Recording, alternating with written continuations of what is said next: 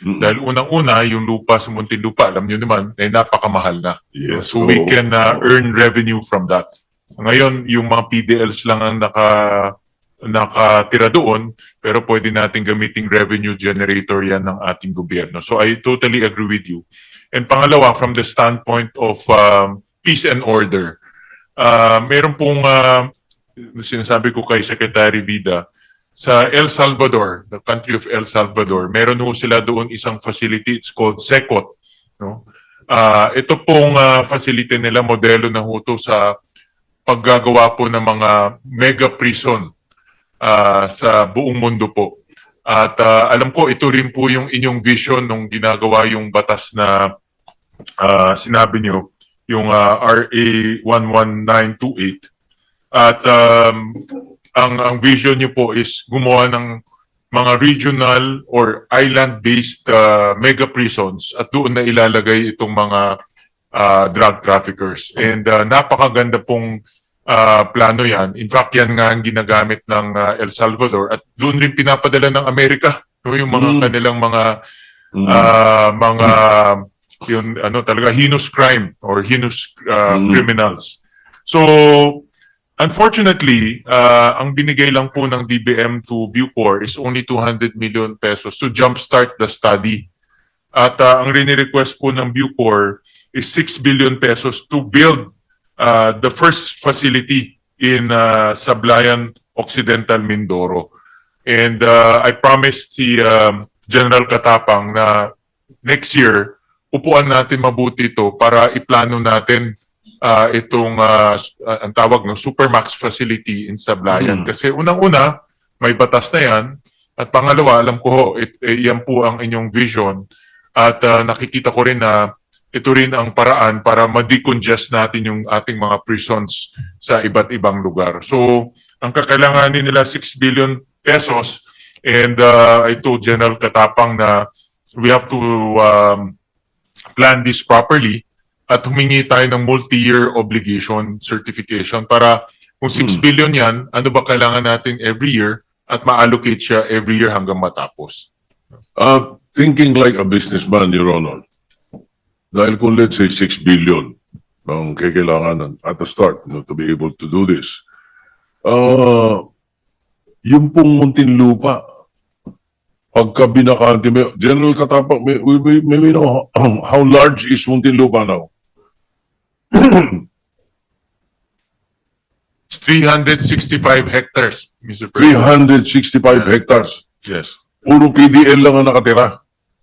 Oho, talagang hindi ho efficient dahil yung ganong kalaking lupa in Metro Manila, halos imposible na hong mahanap po yun.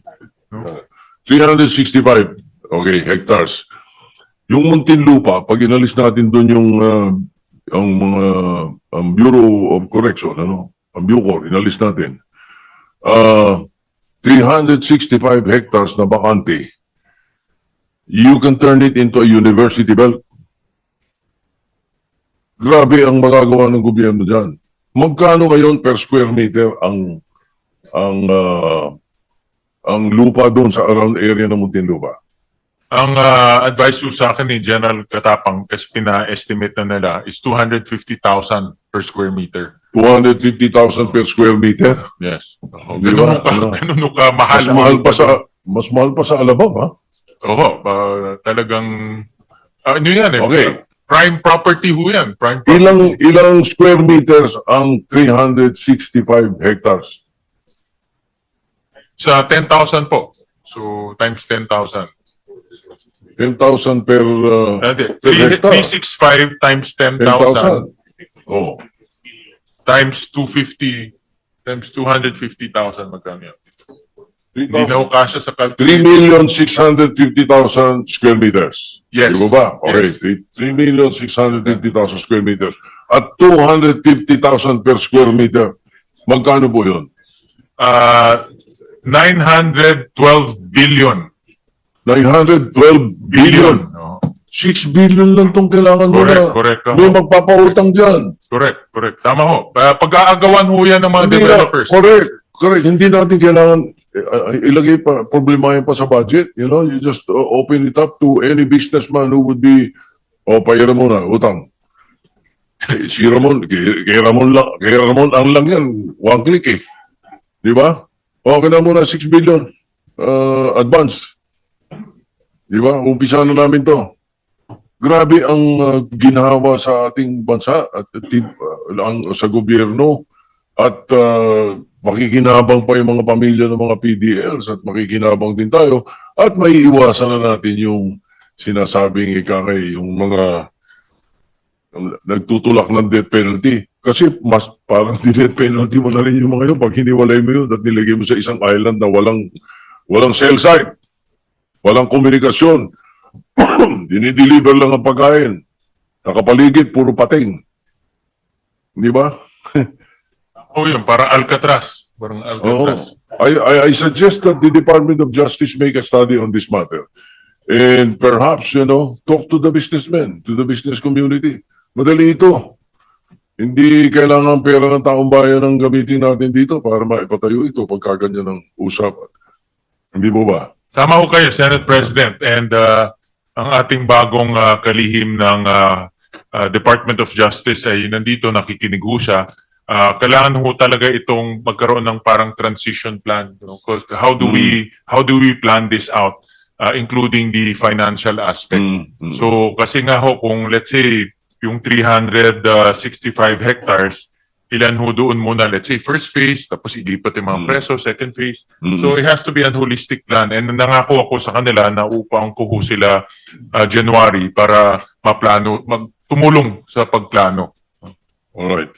Thank you very much. At makakatulong rin ho to sa peace and order, I truly believe. Oh. Correct. Tama po yun. Malaki po ang benefits natin pagka nagawa natin to. Now, dumako naman po tayo doon sa medical needs ng mga PDLs. Considering the minimal amount of their medical allowance, your medical allowance, magkano yung medical allowance ninyo?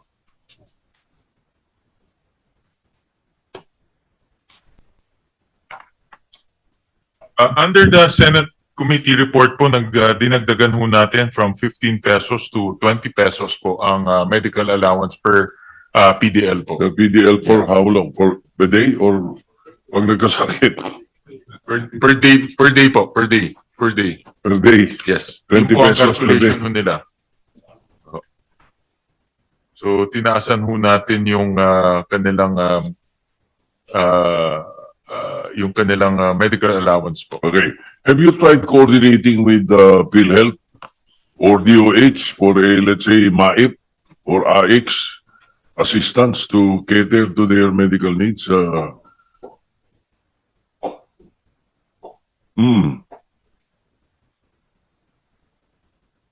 PhilHealth naman sila. Yeah, meron ho silang PhilHealth, Mr. President. I was advised by General Katapang na covered ang PDLs ng PhilHealth. Oh, Mr. at President. saka I'm Voluntary. sure General Katapang has already solved that previous problem with the infirmary. Nung panahon ng COVID? Yeah. Okay. Okay na po yun. Inaayos na po yung Alright. problema ng COVID. Very good. Thank you very much. Now, I have seen once in Evia. Alam niyo ba yung Evia? Doon sa Muntinlupa, malapit doon, di ba? Yung pong Evia, it's a mall owned by former Senate President Manny Villar. Meron po siyang exhibit of artworks by persons deprived of liberty. Nakita ko minsan. And they are for sale. Not only that, also Letran, my alma mater, Letran, and particularly Letran Calamba, have a jail ministry program for 12 months, now helping the inmates of the city jail and the Bucor in their jurisdiction. Here, flashed on the screen, some of the works of the PDLs showcasing their talent and creativity.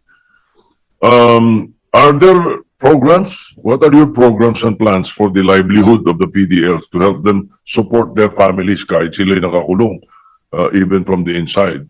At hindi nagtatraffic ng droga.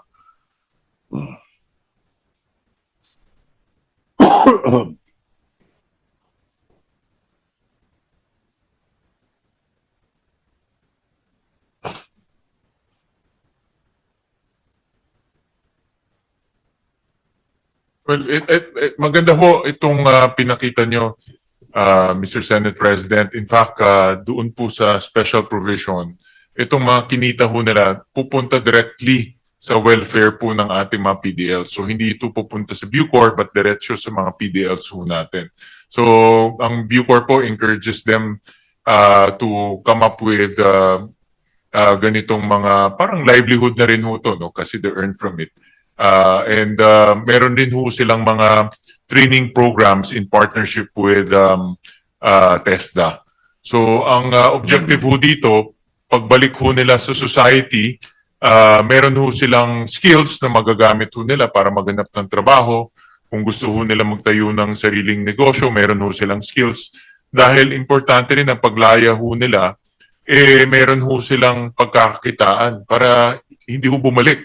No? So, importante na sustainable po yung kanilang magiging pagkakakitaan. So, meron ho silang mga livelihood programs, skills development with TESDA para po maging productive yung paglabas po nila. Okay. Just to inject a little levity, Your Honor, Mr. President, pinapayagan ba yung pagtatoan nun, yung pagtatato? Pinapayagan nyo, no?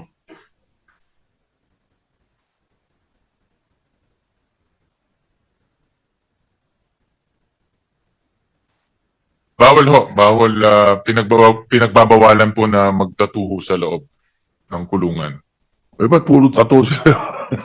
I think sa labas ho yun eh. Ha? Bago yata ho kinulong, meron na hong ganun eh.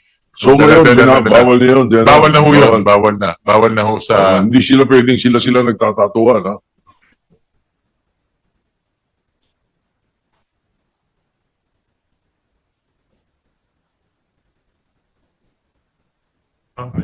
Bawal ho, and according kay General Katapang na even yung mga PDL, bawal ho silang magtato ng kapwa Yun nga, eh. PDL. Oo. No? So, Bawal in yun. fact, may mga cases nga ho raw na pinapatanggal ho nila dahil yung po ay may mga code for different gangs and syndicates. Oo. No? So, pinapatanggal ho nila. Well, as I said, I wanted to inject a little levity lang kasi meron akong kakilala na kinikwento niya paglabas nung isang PDL,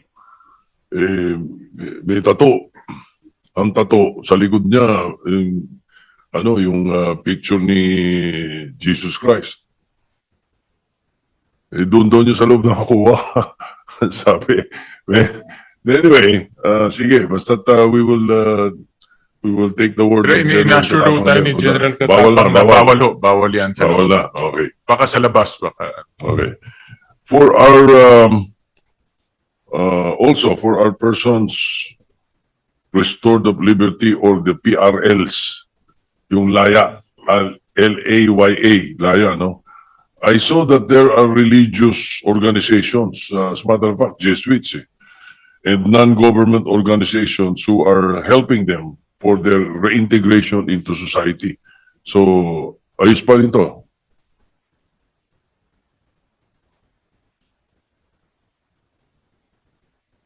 Yeah, in fact, aside from yung itong mga livelihood programs, training, ang Bucor po very active sa moral and spiritual revival Reformation, ng ano? sa mga PDLs. Tama. Kasi, well, reintegration is not within the mandate of the Bucor, no? Reformation is. So, yung intervention prior to their release, may I know what are the programs and plans for their reformation? How do you measure its effectivity? Ito ba may funding? Is the funding sufficient to make sure that PDLs are ready once they are released?